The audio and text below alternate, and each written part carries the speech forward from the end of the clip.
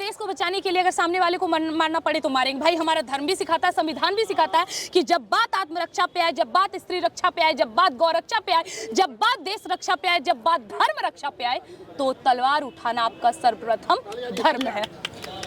जो पत्थर फेंकते पता है क्या सोच के फेंकते हैं? अरे मार दो यार, कौन सा है, मार के फेंक दो, हम तो 72 गुरु के पास जाएंगे।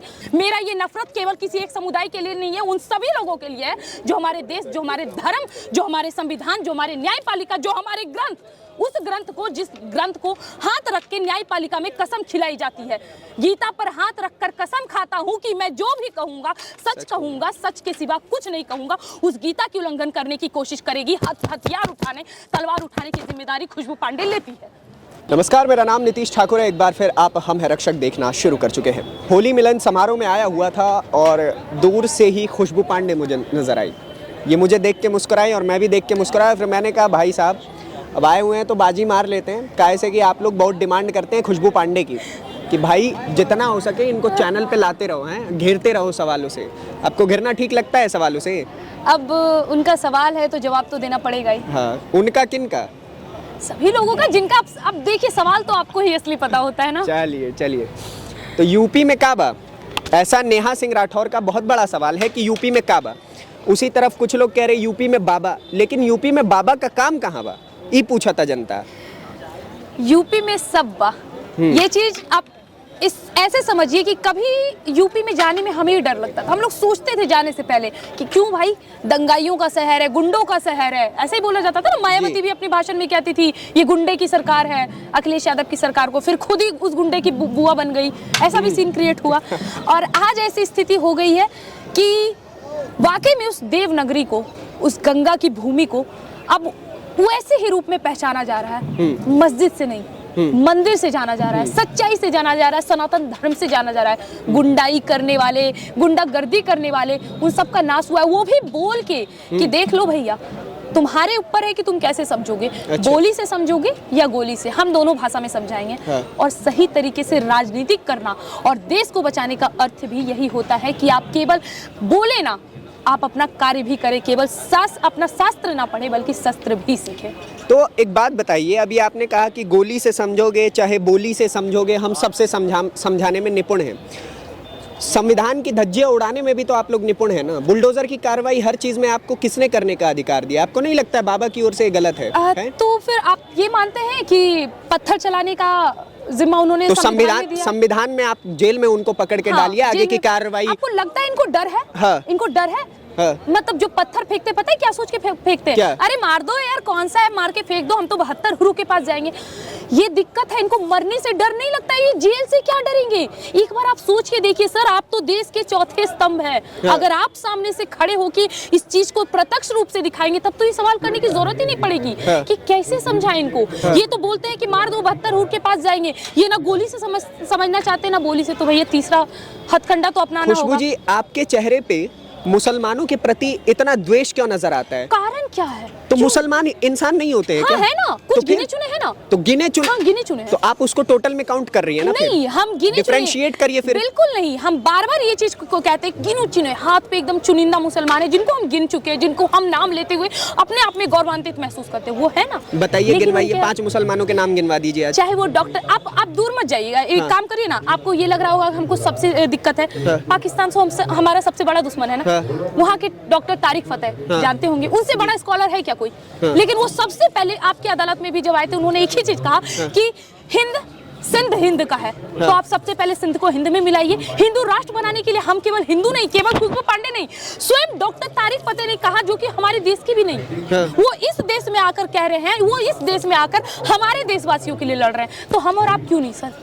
क्यों नहीं? आप खुद सोचिए, ये जवानों से हिंदू राष्ट्र बन जाएगा तो मुसलमानों को आप लोग जेल में पकड़ के डालेंगे। आप उनके घरों पे बुलडोजर चलवाएंगे, जैसे मन होगा वैसे। फिर खुशबू पांडे, अगर हिंदू राष्ट्र बन गया तो सबसे देखिए, आप ही लोग हिंदू राष्ट्र की लड़ाई लड़ रहे हैं। मैं कहता हूं कल को हिंदू राष्ट्र बन जाएगा, ठीक है? फिर आप ही लोग तो हिंदू राष्ट्र का फायदा उठाएंगे ना। कि मुसलमानों को पकड़ के आप कुछ भी कर रहे हैं, आप किसी और धर्म को कुछ भी टारगेट करना शुरू कर देंगे। आपको याद है ना कश्मीर में कितने हिंदू थे, कितने सनातनी थे, और किस तरह वही करेंगे आप भी। नहीं, उनको मैं बता रही हूँ ना, पूरी कंप्लीट करने दे। उसको किस तरह मार के भगाया गया। हमारे देश में ऐसे बहुत से जगह है जहाँ पे मुसलमानों की संख्या कम है और हिंदुओं की ज्यादा है, लेकिन फिर भी वहाँ मुसलमान सेफ है या नहीं है? सेफ है।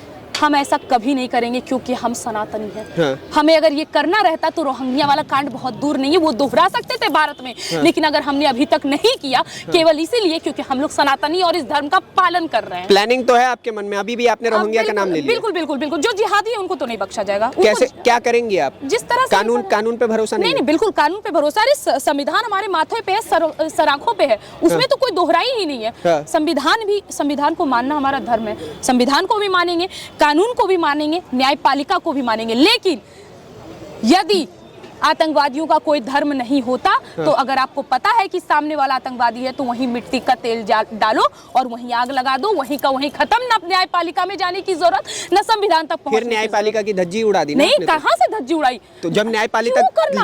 हमारे देश में कीड़ों को क्यों पालना जो हमारे देश को दीमक की तरह काटे? तो न्यायपालिका का काम है या फिर वो खुशबू पांडे का काम है? या तो आप ही बैठ जाइए जज बन के या प्रधानमंत्री बन करके। अगर वहां पे रहते तो बहुत कुछ कर पाते, हम यहाँ पे हैं, हम उसी स्तर से बता रहे हैं। अच्छा एक बात बताइए मुझे, जब हमारे देश में नुपुर शर्मा के बयान के बाद जो सर काटने वाली धमकी आई थी, बहुत जगह सिर कटे भी गए थे, क्या उसमें संविधान का उल्लंघन नहीं हुआ? कितना ज्यादा हुआ है। लेकिन हम तो सच्चाई, हम तो अच्छा करने के लिए, मतलब जो वो कर रहे हैं वही खुशबू करेंगे। हम देश को बचाने के लिए अगर सामने वाले को मारना पड़े तो मारेंगे। भाई हमारा धर्म भी सिखाता है, संविधान भी सिखाता है कि जब बात आत्मरक्षा पे आए, जब बात स्त्री रक्षा पे आए, जब बात गौ रक्षा पे आए, जब बात देश रक्षा पे आए, जब बात धर्म रक्षा पे आए तो तलवार उठाना आपका सर्वप्रथम धर्म है।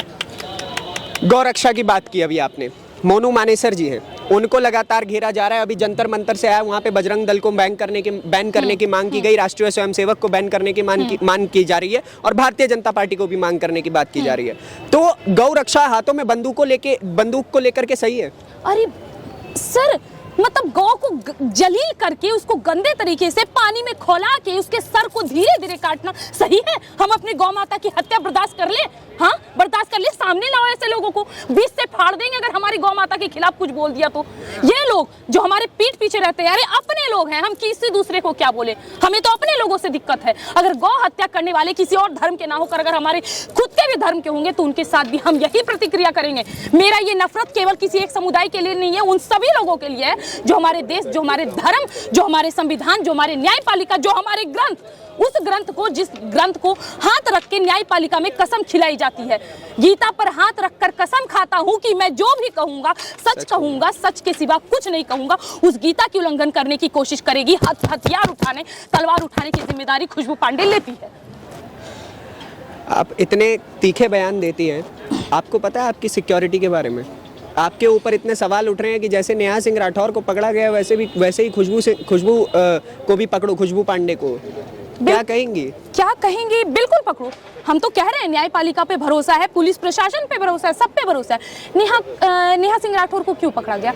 हाँ। वो राज्य आपको दिखाइए ना, दिखाना बिहार का दिखाइए। कुछ बिहार पे नहीं दिखाया नेहा सिंह राठौर ने? नहीं दिखाया, बिहार में काबा उसमें भी दिखाया। हाँ। यूपी में क्या नहीं है? मुझे एक बात बताइए, जब यूपी तो एक सवाल कर दिया इसलिए आपने उसे जेल में डाल दिया? डर गए बाबा जी? बस यही चीज है, जब कोई इतनी सी उंगली पकड़े ना तभी उसे हटा दो, वरना वो हाथ पकड़ेगा ना तो अभी जो हमारे माथे पे तांडव हो रहा है ना जिहादियों का, वो फिर से बढ़ जाएगा। उसी को रोका गया है।